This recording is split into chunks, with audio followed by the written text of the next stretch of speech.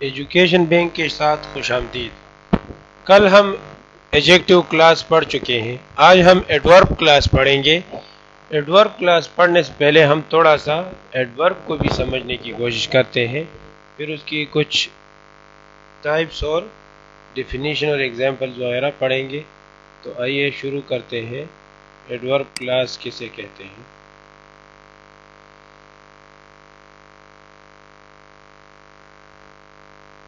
سب سے پہلے ایڈورب کیا ہے؟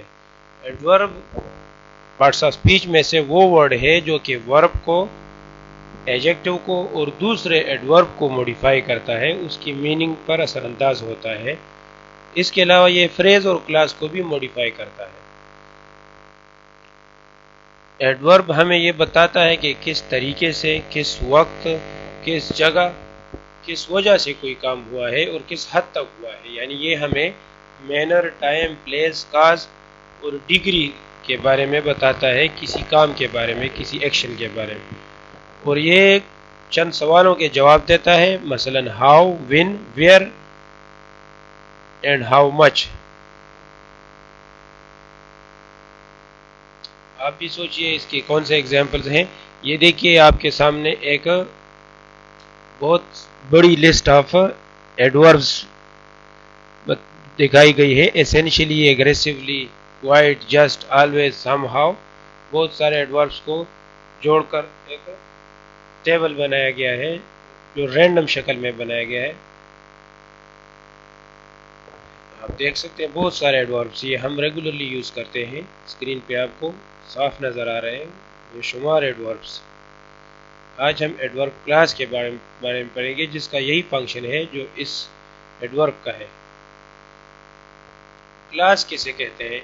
یہ ہم پہلے بھی پڑھ چکے ہیں۔ کلاس سنٹینس کا وہ حصہ ہوتا ہے جس میں سبجیکٹ اور ورب ہوتا ہے لیکن وہ دوسرے کلاس کا محتاج ہوتا ہے، وہ یا تو وہ انڈیپینڈنٹ ہوتا ہے یا ڈیپینڈنٹ، یا وہ فری کلاس ہوتا ہے یا محتاج ہوتا ہے۔ لیکن ہم چونکہ ایڈوربیل پڑھ رہے ہیں تو وہ ڈیپینڈنٹ کلاس ہوگا جو دوسرے کلاس کے لیے اپنی وضاحت اور اپنی معنی کو بیان کرنے کے لیے محتاج ہوگا۔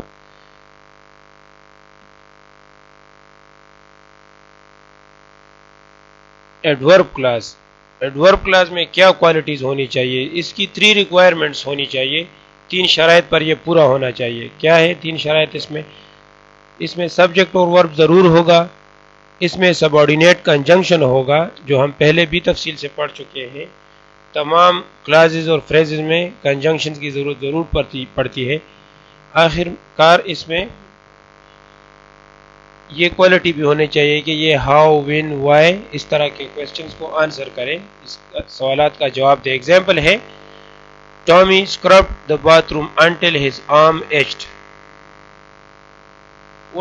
What is the adverb clause؟ آپ اس میں adverb clause بتائیے کون سا ہے؟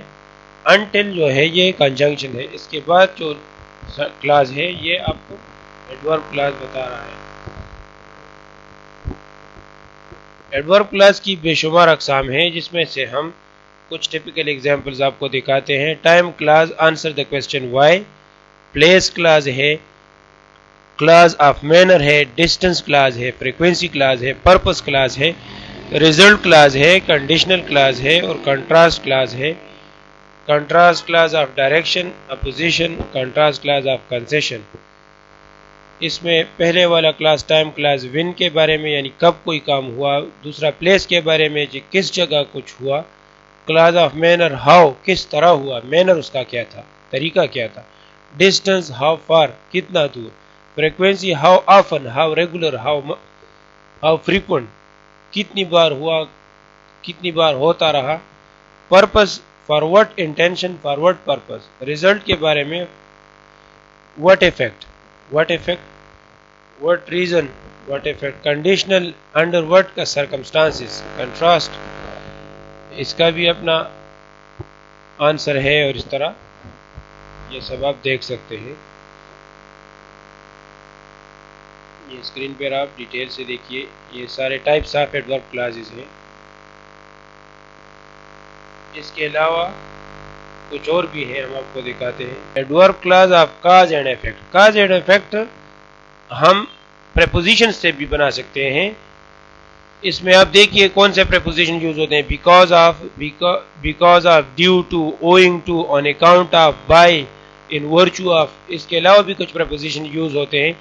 پہلے ایگزامپل کو دیکھیے. because of rain he did not come. because of rain یہ ایڈوربیل ہے.